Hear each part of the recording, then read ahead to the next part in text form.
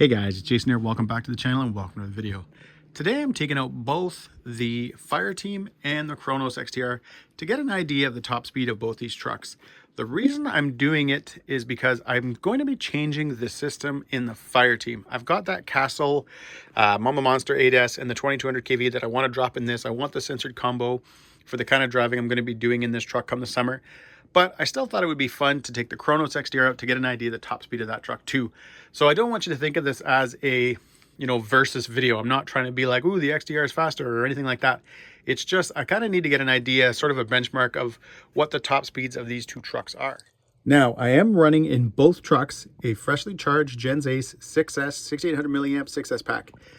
Reason I'm running that pack, because I feel like a few people are going to be like, oh, you chose to run a bigger, heavier pack, is that is the battery that I run in these trucks all the time. So to go and let's say run a lighter 6S pack just to see if I could get that little bit more speed doesn't make any sense to me. This is for me. This is a benchmark, so I know where I'm at. So as I start changing things, if I change an ESC, if I change the motor, I will always continue to be using that battery in there. So if I was to try to run a lighter one, it just wouldn't make any sense. But anyways, guys, what we're going to do now is we're going to pack up the truck. We're going to head over to where I usually run there by the school and kind of be able to hopefully rip them up and down the road. It did look like the road was clear. But anyways, let's go find some speeds.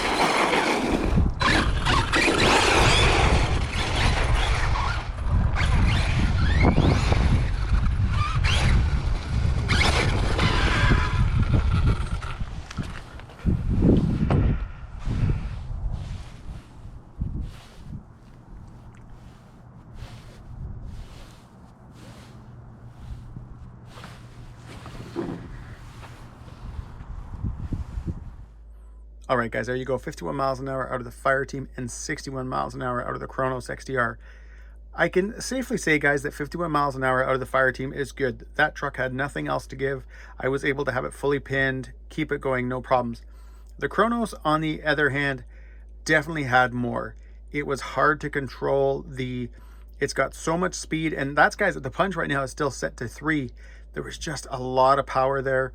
And given the conditions, guys, the road, all that kind of stuff, it definitely wasn't the ideal conditions, but it's the best I've gotten so far this winter. Definitely will be out again. You know, I've said this, guys, before in a couple of videos. The Max 8 with a 2200 or the 2050 kV motor, a 1/8 scale system, is perfect in that truck. It's very fast. It's got tons of power, well balanced, doesn't feel like a tank. A very, very good setup. I really don't think you need those big 1650s and 1730s and stuff like that in this truck. When it comes to the Fireteam, you know what? The stock system is very good. It's, you know, it feels fast. It's a fun truck. The only thing I will say, and this kind of goes for both trucks, when I've been out in the snow running the paddles, and I'm going to show you guys a clip right now so you kind of understand what I mean, but when you get out and you get in that deep snow, the dense snow, running these size motors, you can actually feel the motor itself start to strain just a little bit.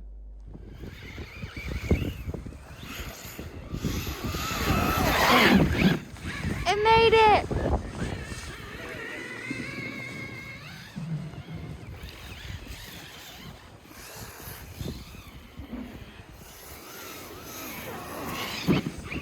And that is probably the only time that I think to myself the truck could use a better motor. Now, the Kronos XTR, you know what? I received this truck from Corelli. I unfortunately received it at this time of the year when it's snowy out and it's cold. So I've had to run the truck as much as I would not have liked to. I would prefer not to run this truck in the snow and the salt and all that kind of stuff. But I don't think Corelli would have approved of me holding on to a truck for, 3-4 months. So I ran that truck. I've been running the truck and it's been a blast. However, the Fireteam is going to be a snow build truck. I'm going to be doing things that obviously are for the trail and stuff, but it's also going to be a truck that I'll be running a lot in the winter. And that is the only time that I think this truck, the Fireteam, for example, would benefit with a bigger, like a lower kV torquey motor. Something like a 1650 in this would definitely help when you get in that deep, dense snow. You can kind of hear the motor starting to slow down a little bit. I don't know how well you can hear it in that clip, but I know when I'm running it and I'm listening to the truck, I can tell the motor itself is starting to strain. And that's only when I get into really deep, dense snow where the paddles are really working. You know, unlike if you run a normal set of tires where they'll just start to spin, the paddles are scooping up that snow. So they're definitely working, but that's the only thing. So I think come maybe next winter, I will probably swap out, because I am going to be putting that Mamba Monster 8S and the 2250 in the Fireteam.